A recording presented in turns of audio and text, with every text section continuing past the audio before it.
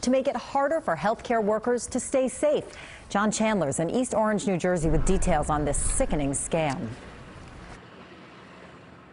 Yeah, it really is a disturbing story that this doctor here in East Orange has to tell. He practices internal medicine here, has triage tents set up, as you can see behind me, and they are simply overwhelmed here. He needs more tests.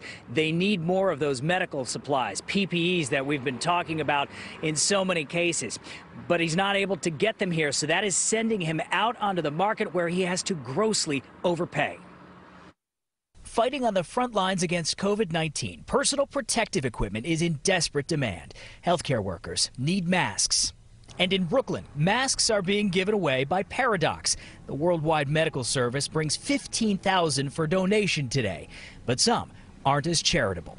There's no moral compass. New Jersey doctor Alexander Salerno speaks to us remotely. He says a lack of PPE supplies drove him to the black market, where he discovered a warehouse full of medical equipment for an astronomical price. We had to go literally to these black market brokers or black market pirates, and we are paying like 400 to 800% markups to get the protective barriers so I can fulfill that promise of protecting our staff. He says he's seeing 300 patients a day between his offices in Newark and East Orange, with triage tents set up to test for the coronavirus. He's running out of test kits, too.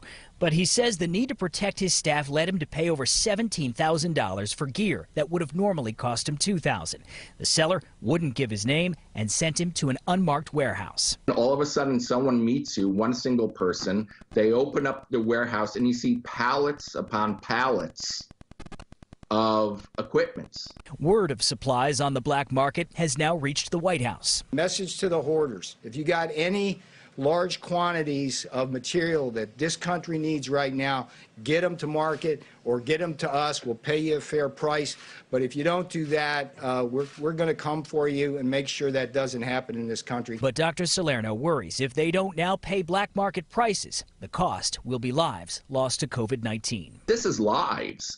These are lives that we're dealing with. And, people, doctors, nurses, respiratory therapists are getting sick. Now, we did bring this to the attention of New Jersey's Attorney General office.